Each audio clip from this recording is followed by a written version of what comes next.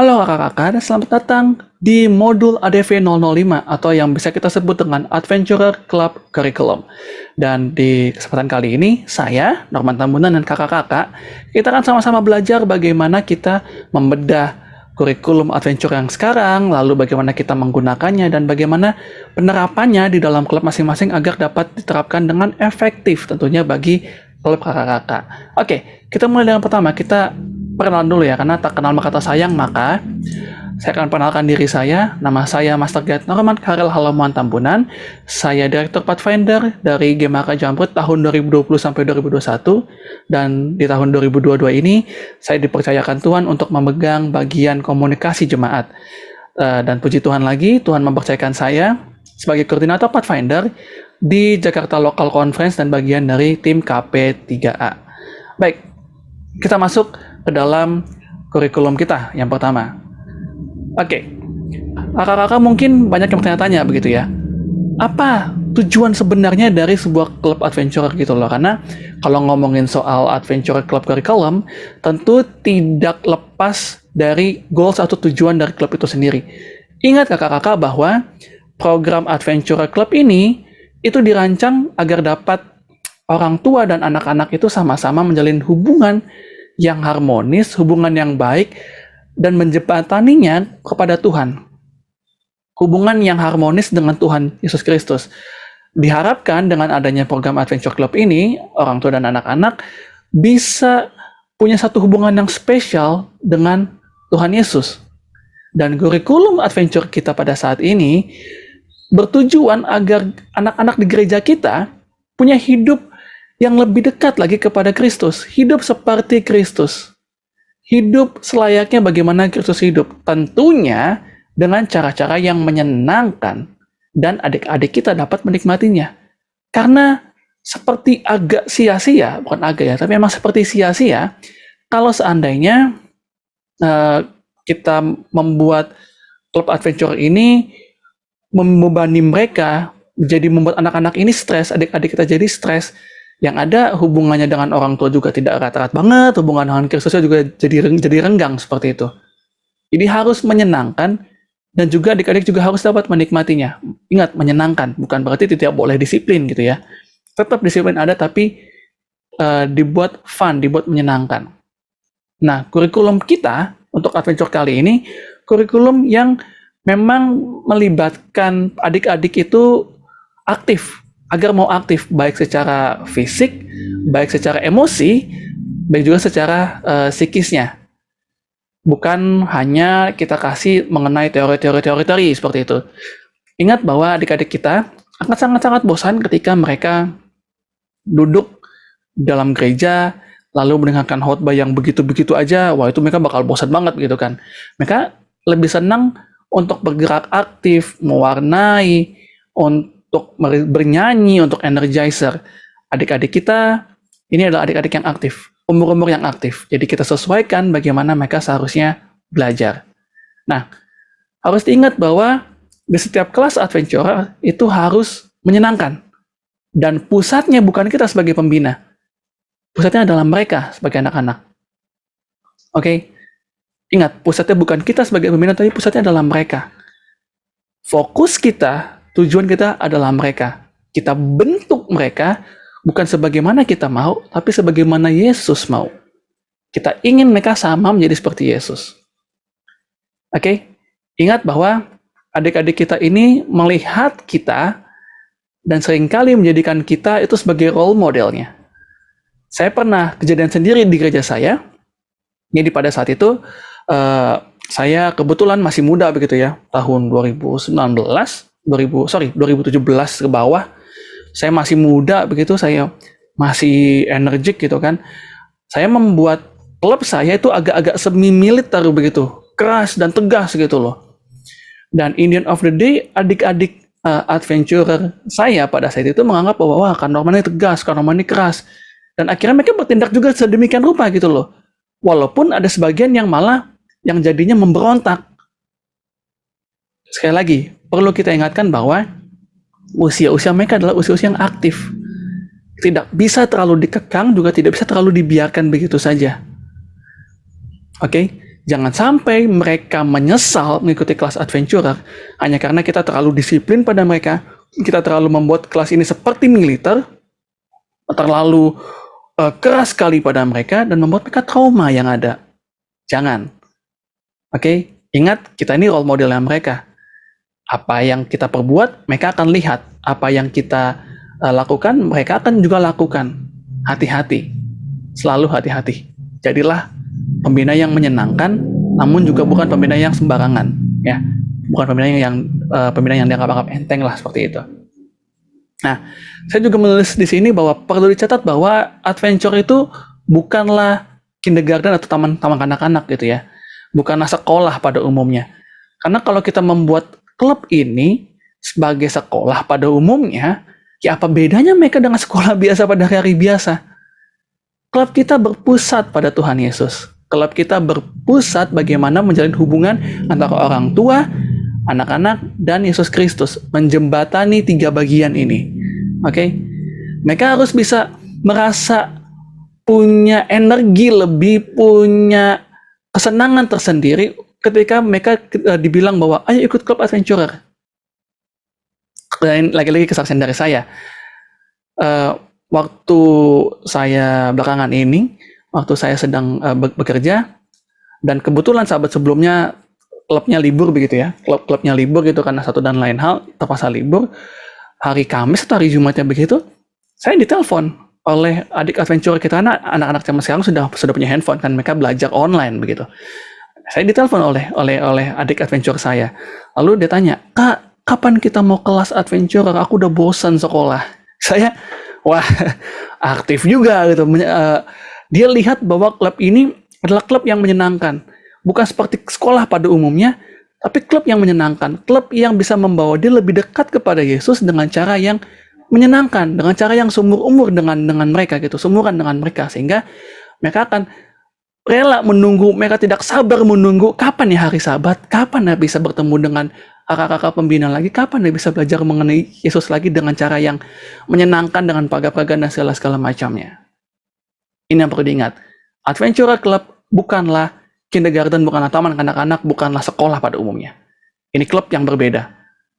Ini klub yang memang bertujuan untuk mendekatkan anak-anak kita kepada Yesus Kristus. Nah, kita masuk kepada kurikulumnya.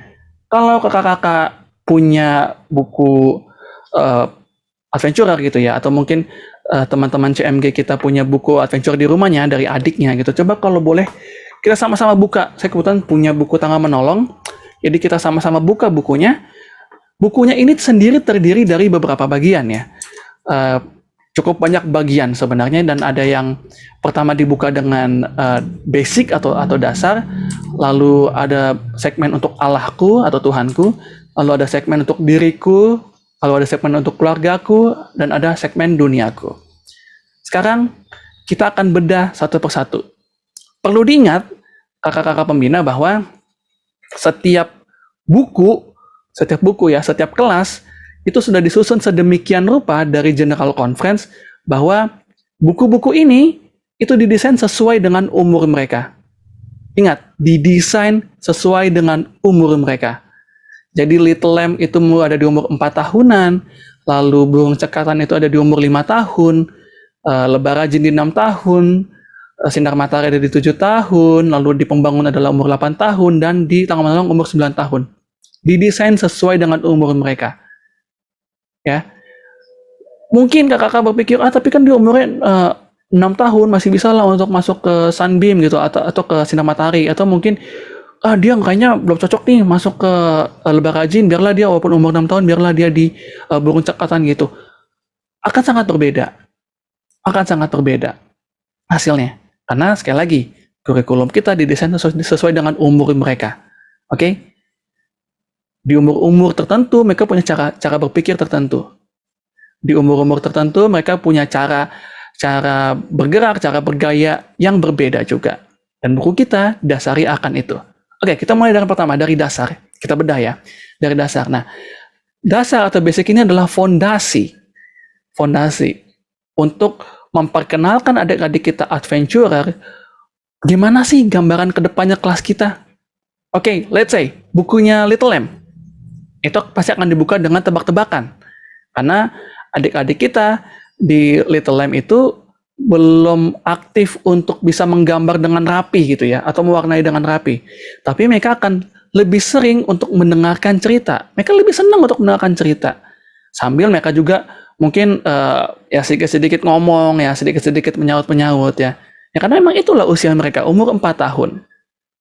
Oke, balik lagi bahwa basic ini atau dasar ini adalah untuk menjadi gambaran mereka, kayak mereka tuh akhirnya bisa melihat, oh kayaknya aku akan diajarkan seperti ini ke depannya. Nah kalau kakak-kakak atau saya gitu ya gagal untuk bisa membuat anak-anak ini mengerti dari dasarnya saja, wah itu sudah agak susah untuk kedepannya nanti mengajar kepada adik-adik kita adventurer. Nah selanjutnya setelah ada basic atau dasar, ada Tuhanku. Tuhanku. Tujuannya adalah untuk bisa mengembangkan hubungan antara adik-adik kita, adventurer, dan keluarganya kepada Tuhan. Oke? Di salah satu buku kita, di buku Pembangun, saya ambil ini dari buku Pembangun, cuplikannya. Ini adalah catatan waktu ibadah keluarga. Lihat bagaimana adik-adik kita dibuat atau dipaksa dalam artian bagus ya, bukan dipaksa dalam artian jelek ya. Dipaksa dalam artian bagus untuk bisa punya hubungan yang baik dengan Tuhan yang melalui ibadah keluarga. Dicatat dari mulai hari Minggu sampai kepada hari Sabtu. Dicatat bagaimana sehari-hari mereka, kapan mereka bangun pagi untuk bisa renungan pagi atau kapan mereka renungan malam. Oke?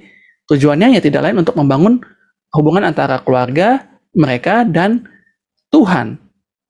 Jangan sampai hubungan adik-adik kita dengan Tuhan hanya sebatas doa makan dan doa mau tidur atau doa mau kelas. Tapi harus bisa berkembang lebih dari itu. Inilah tujuan dari kurikulum Tuhanku. Selanjutnya ada mengenai diriku. Ini membantu para adik-adik adventurer untuk lebih berkembang lagi, mengembangkan dirinya, dan untuk bisa lebih menghargai bahwa setiap individu itu indah. Oke? Mendorong mereka untuk lebih berempati dan lebih bersimpati. Lalu ada mengenai keluargaku. Ini membantu adventurer untuk mereka menyadari bahwa mereka itu adalah bagian dari keluarga. Kadangkala seringkali kita temui kasus-kasus di lapangan, mungkin mereka anak kecil, mereka sering kita singkirkan. Mungkin karena mereka rasa, kadang juga kita sebagai pembina kita rasa, masih kecil, nggak boleh ini, nggak boleh itu. Mereka merasa tersingkirkan, dan akhirnya mereka, ya seperti kita zaman kita kan, saya pengen cepat-cepat dewasa gitu, karena saya mau melakukan A, melakukan B, melakukan C, hal yang nggak bisa saya lakukan gitu loh. Nah, bagian keluarga aku ini adalah membantu mereka untuk mengeratkan kembali hubungan mereka dengan keluarga, membuat mereka bahwa mereka ini bagian loh dari keluarga loh. Itu sebabnya di bagian keluargaku ini banyak sekali aktivitas-aktivitas membantu mereka untuk bisa bekerja sama dengan keluarga mereka, dengan ayah, dengan ibu, dengan kakak, dengan adik mereka. Lalu ada segmen duniaku. Nah, ini membantu adventurer untuk lebih tahu bagaimana sih dunia di luar sana. Apa sih yang sedang terjadi, bagaimana sih kita bisa menghadapi di dunia di luar sana. Tentunya menghadapi dunianya atau dunia sumurannya tentunya ya, bukan dunia orang dewasa, tidak, ini berbeda. Ini untuk menghadapi dunia sumurannya, mengencourage mereka untuk bisa percaya diri. Seringkali kita temui mungkin anak-anak Pathfinder lebih tepatnya agak-agak susah untuk bertanya. Kalau kita tanya siapa yang punya pertanyaan, mereka akan nunduk, akan nggak mau angkat tangan ya, karena sedari kecil tidak dibiasakan. Dan inilah tujuannya, tujuan duniaku, untuk lebih mengenal lagi apa sih, eksplor lagi dunianya, tentunya dengan kasih sayang. Oke, selanjutnya kita masuk ke bagaimana kita bisa menggunakan kurikulum ini dengan efektif. Seringkali kita berpikir bahwa nih adik-adik adventure easy lah, gampang lah, mudah lah. Enggak, tidak semudah itu. Karena untuk dapat menggunakan kurikulum ini dari duniaku sampai kepada Tuhanku tadi itu perlu ekstra keras, apa itu, untuk adik-adik adventurer gitu loh, untuk adik-adik kita ini. Karena hal yang pertama harus dilakukan adalah untuk menarik minat mereka. Oke? Agar kurikulum ini berjalan dengan efektif, tentu saja kita harus menarik minat mereka. Sekarang mungkin yang jadi pertanyaan kita adalah gimana caranya ya kita bisa menarik minat adik-adik kita ya, bisa dapet gitu, dapet perhatian mereka begitu. Ingat, adik-adik kita dari umur 4 sampai 9 tahun, adik-adik yang penuh imajinasi dan penuh dengan visual. Oke, jadi usahakan ketika kelas, buatlah sebuah cerita yang menarik, pakai peragaan, pakai boneka, pakai objek-objek tertentu, supaya mereka tertarik. Saya suka memakai puppet di kelas, dan saya lakukan itu juga di Pathfinder, dan di acara anak-anak di conference DKI gitu loh. Ya, kalau di Pathfinder mungkin kakak-kakak ingatnya dengan Brian the Puppet ya, waktu iCampore beberapa waktu lalu. Dan adik-adik kelas sahabat kan mereka baru perpindahan nih ya, dari tangan menolong ke sahabat. Jadi mereka masih lebih visual anak-anaknya.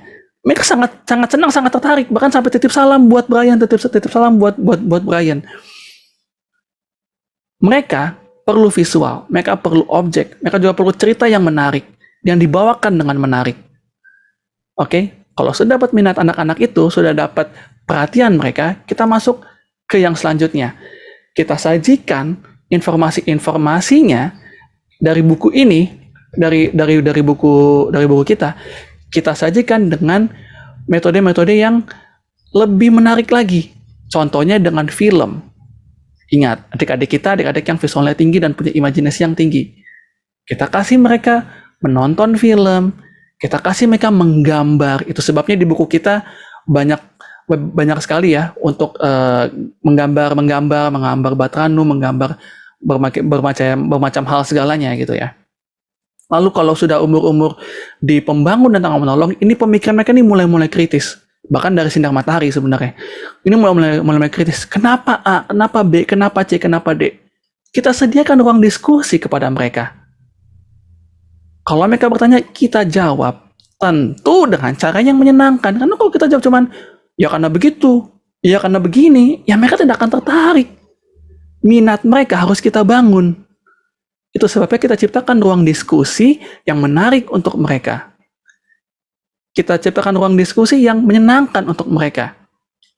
Mereka bertanya dengan excited, kita juga jawab dengan menyenangkan, dengan senyum, kita jawab dengan ilustrasi-ilustrasi, kita jawab dengan peragaan-peragaan. Itulah gunanya ruang diskusi di Adventurer. Anak-anak ini kita encourage untuk berpikir kritis, untuk bisa berpikir lebih baik. Apalagi di usia-usia tangan menolong dan di usia-usia pembangun.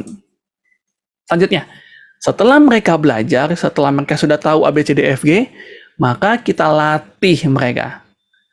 Contoh, kita belajar mengenai bagaimana memisahkan sampah yang non-organik dan yang organik. Contohnya, setelah kita kasih teorinya, seharusnya ABCDFG ya adik-adik ya, pisahkan sampahnya. Kalau yang plastik itu di tempat yang lain, kalau yang sampah dapur di tempat yang lain lagi. Maka kita latih mereka, kasih contoh kepada mereka, kita libatkan mereka. Ini loh, kalau sampah yang ini masukinnya ke yang mana, kalau sampah yang B masukinnya ke yang mana. Setelah kita latih mereka dan itu mulai masuk ke dalam pikiran mereka, kita ajak mereka untuk diterapkan dalam rumah masing-masing. Tentunya dengan catatan, kita harus ajak kerjasama orang tua mereka. Kita minta orang tua mereka, Pak, Bu, Om, Tante, tadi mereka di kelas baru belajar mengenai masalah recycling loh, masalah mengenai buang sampah dan bagaimana cara merecycle-nya.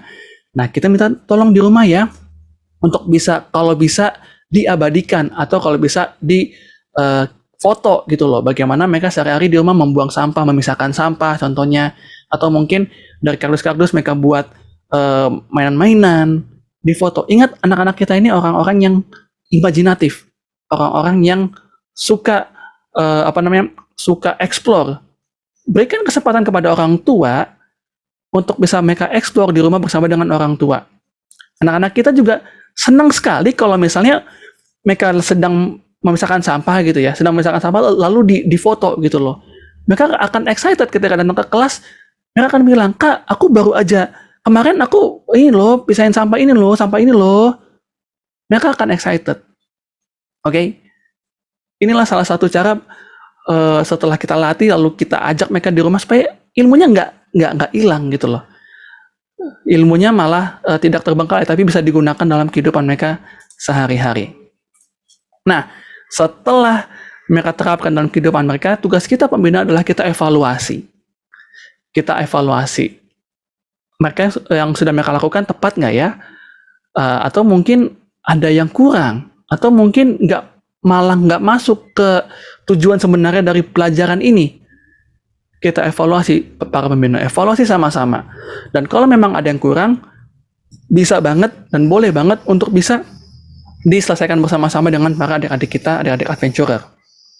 Nah, yang paling penting, ini yang paling penting, jangan pernah menuntut kesempurnaan dari adik-adik adventurer. Oke? Jangan pernah tuntut harus A, harus B, harus C, harus perfect. A-nya perfect, B-nya perfect, C-nya perfect. Jangan.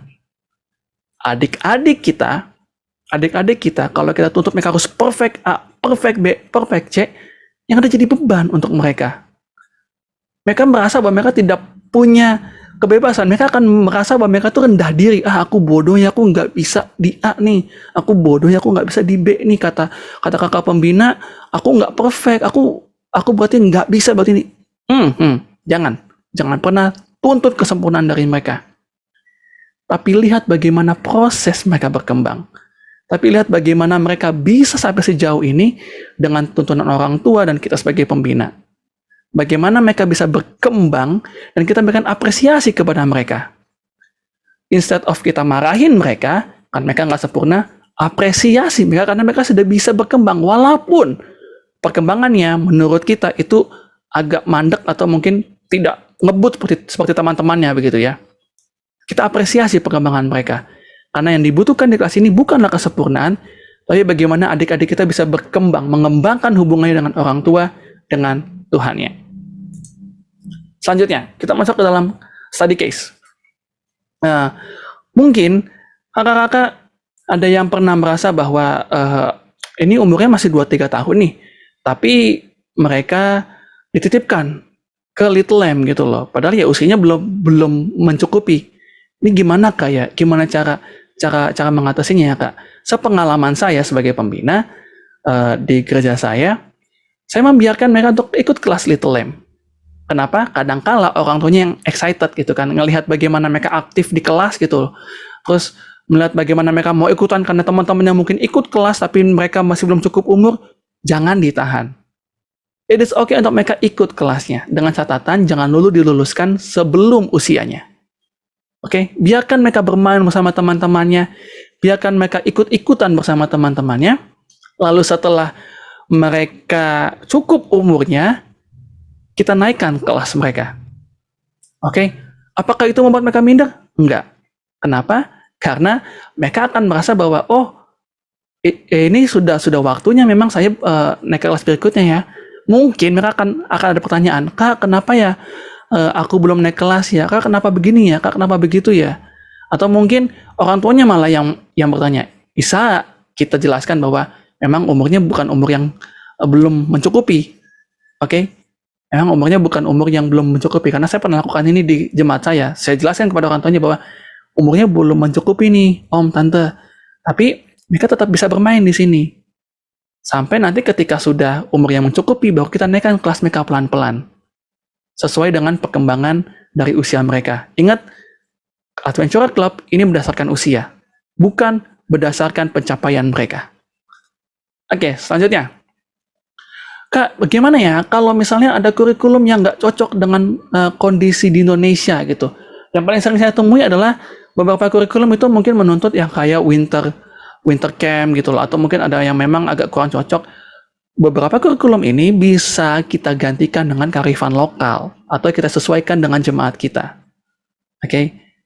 Bisa kita sesuaikan dengan jemaat kita. Nah, saya mau mungkin nanti di beberapa kesempatan kalau kita kelas tatap muka, kedua study case ini mungkin kita bisa diskusikan lagi bersama-sama di dalam kelas kita, tentu dengan pengalaman kakak-kakak yang mungkin lebih berpengalaman dan mungkin lebih ada trik-trik tersendiri yang lebih cocok begitu dengan caranya kakak-kakak.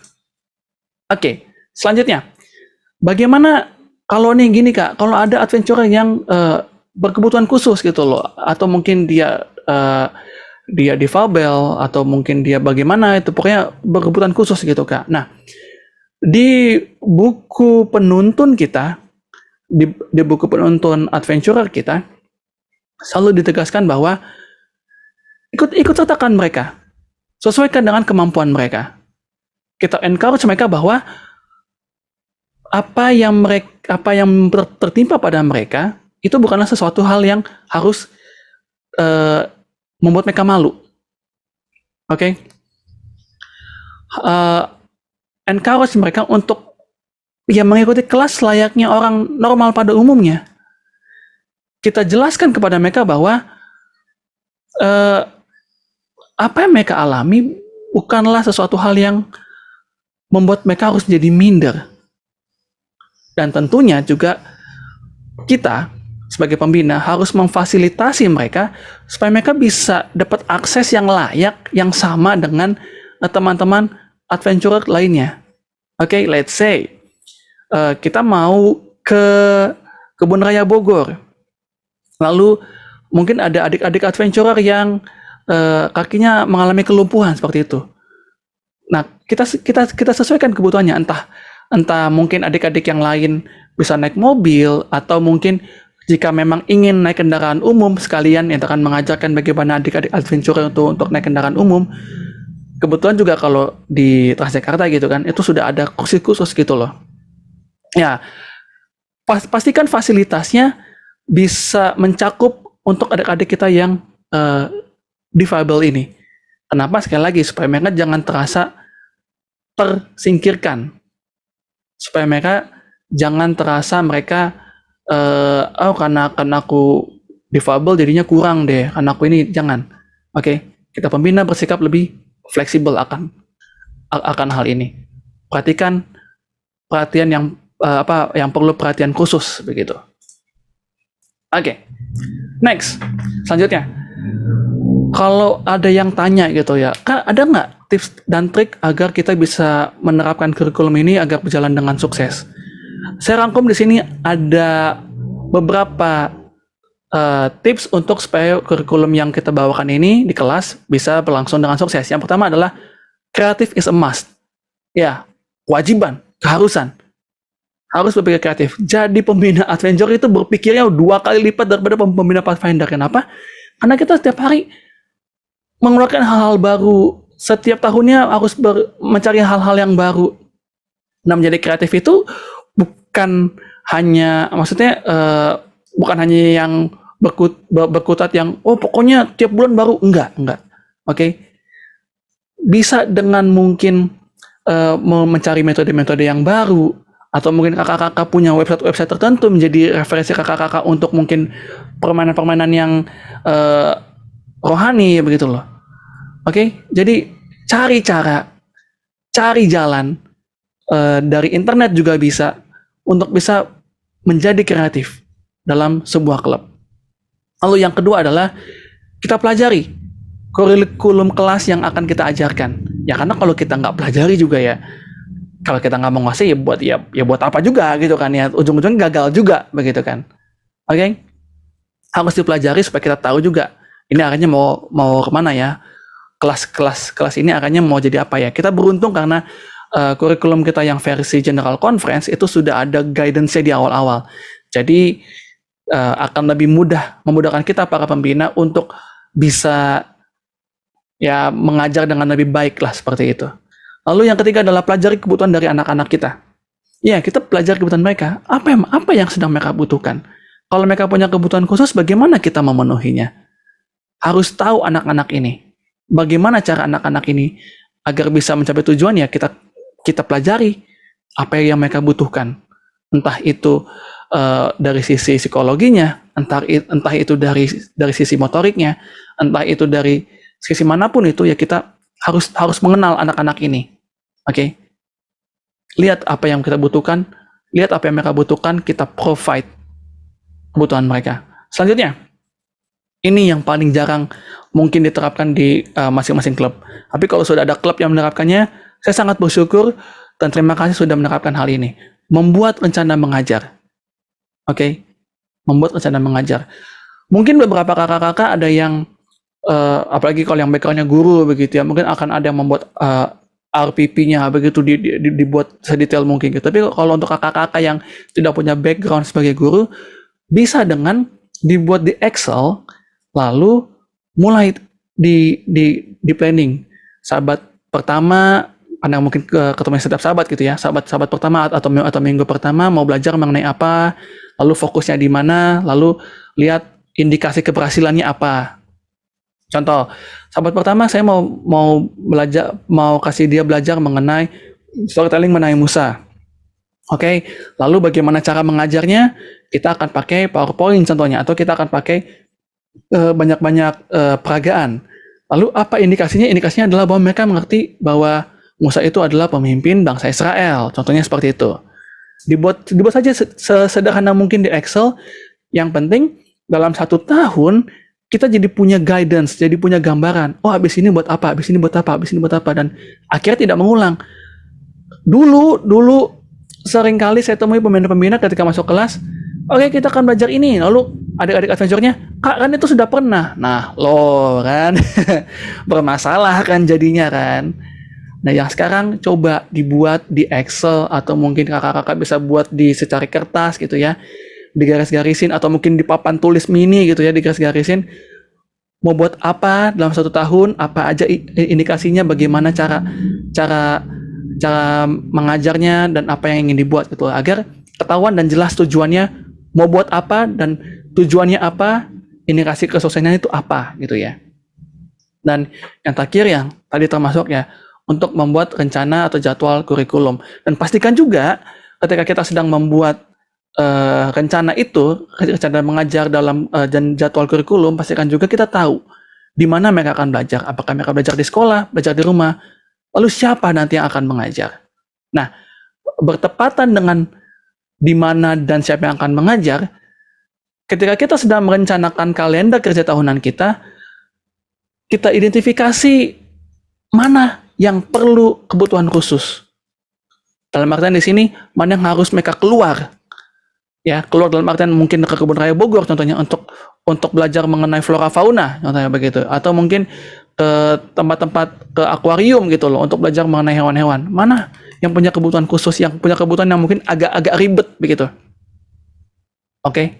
Lalu yang kedua, siapa yang akan mengajar di kelas ini? Oke.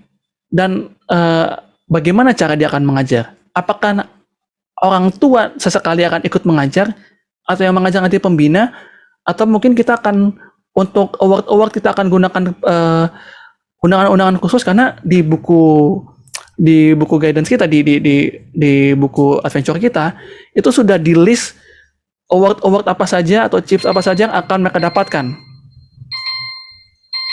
Oke. Sudah di list seperti itu. Jadi ketika kita tahu bahwa ada yang butuh undangan khusus nih, dokter gitu contohnya, atau mungkin butuh undangan perenang gitu, guru renang gitu loh. Kita sudah tahu bagaimana dan kapan dia akan mengajar dan bagaimana dia akan mengajar. Oke? Tentukan di kelas-kelas yang khusus itu siapa yang akan mengajar, apakah tetap pembina atau orang tua, atau kita pakai instruktur yang khususnya.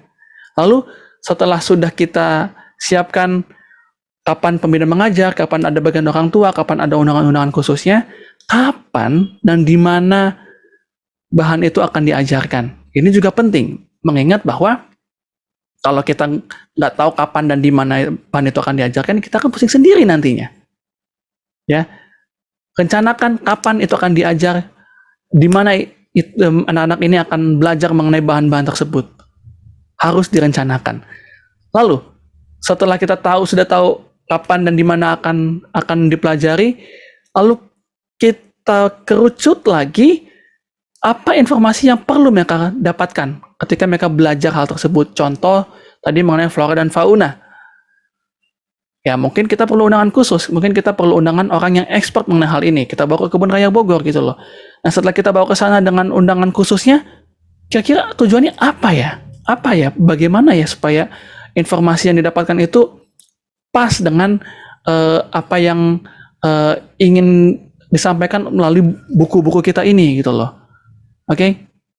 Dan terakhir, bagaimana cara mengajarnya? Ini penting sekali. Penting sekali. Kalau kita tidak tentukan bagaimana cara kita mengajarnya, akan sangat kesulitan di dalam kelas pada nantinya.